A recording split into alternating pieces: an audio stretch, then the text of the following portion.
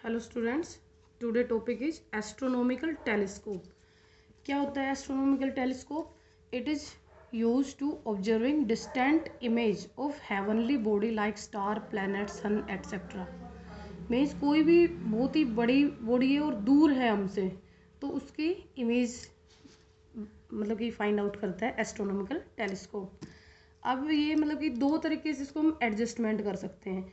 एक तो normal adjustment है और एक एंगुलर एडजस्टमेंट है। नॉर्मल एडजस्टमेंट में हम क्या करते हैं, इमेज है वो इनफाइनाइट डिस्टेंस पे बनती है, ऑब्जेक्ट भी इनफाइनाइट डिस्टेंस पे और इमेज भी इनफाइनाइट डिस्टेंस पे होती है। लेकिन जो एंगुलर एडजस्टमेंट है इसमें क्या होगा, ऑब्जेक्ट इनफाइनाइट पे होगा लेकिन इमेज है वो फाइनाइट डिस्टेंस पे बनेगी। ये डिफरेंस है दोनों में। तो पहले हम नॉर्मल एडजस्टमेंट करते हैं। अब नॉर्मल एडजस्टमेंट के लिए डायग्राम, सबसे पहले तो इसका जो डायग्राम है बनाना बहुत मुश्किल है, तो इसलिए आप ध्यान से देखो। इसके लिए दो लेंस की ज़रूरत पड़ती है, एक ऑब्जेक्टिव लेंस और एक आई लेंस। जो एस्ट्रोनॉमिकल टेलीस्कोप है, मीन्स कोई भी टेलीस्कोप है, उसमें ऑब्जेक्टिव लेंस का साइज बड़ा लेते हैं हम और आई लेंस का साइज छोटा लेते हैं। दोनों को एक ही एक्सिस पे रखते हैं और यहाँ से कोई भी पैरेलल मतलब कि इनफाइनाइट डिस्टेंस से कोई भी कोर्स ऑफ रे आ रही है तो ये ऐसे पास होके ऑप्टिकल सेंटर से तो सीधी निकल जाएगी, ये वाली कन्वर्ज हो जाएगी। कन्वेक्स लेंस है, कन्वर्जिंग लेंस है, तो ये कन्वर्ज होगी एक पॉइंट पे, तो ये क्या बन गई, इसकी इमेज बन गई। अब ये वाला जो आई लेंस है, इस आई लेंस का ये ऑब्जेक्ट बन गया और इस ऑब्जेक्ट की ये इमेज बन गई इनफाइनाइट डिस्टेंस पे। तो अब देखो कि जो ए डैश बी डैश जो ऑब्जेक्ट माना था हमने आई लेंस के लिए, उसकी इमेज बनी है इनफाइनाइट।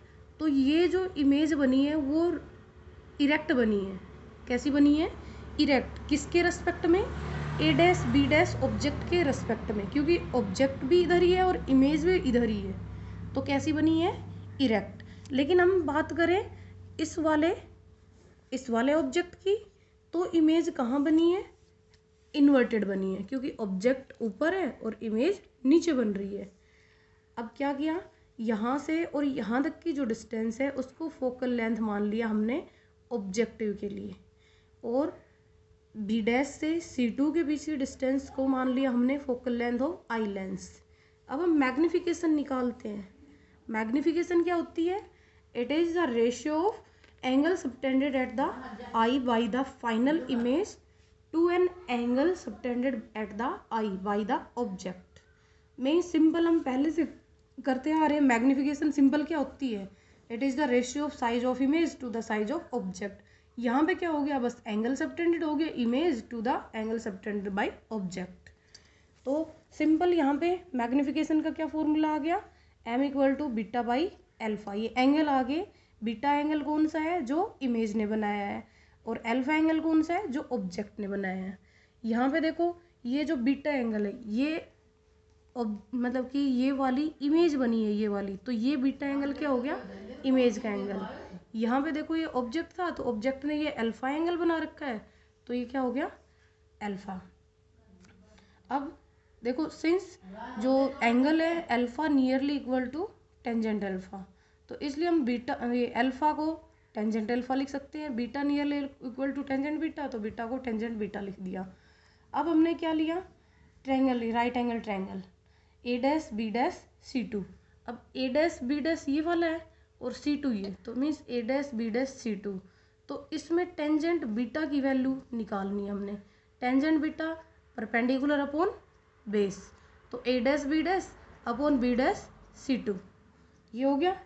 ऐसे ही हम क्या लेंगे इस वाले ट्रायंगल में, A dash B dash C1, tangent alpha की वैल्यू निकालेंगे, तो टेंजेंट अल्फा की वैल्यू क्या आ जाएगी? A dash B dash means perpendicular upon base B dash C1 ये हो गया।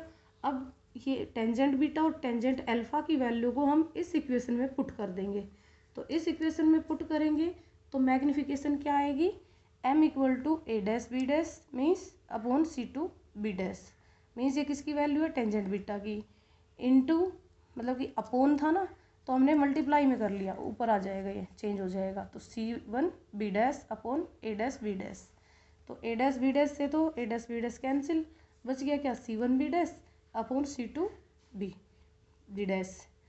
अब देखो C1b डैश क्या है, C1b डैश फोकल लेंथ है किसकी, ऑब्जेक्टिव की, तो इसलिए हमने FO नाम दे दिया इसको।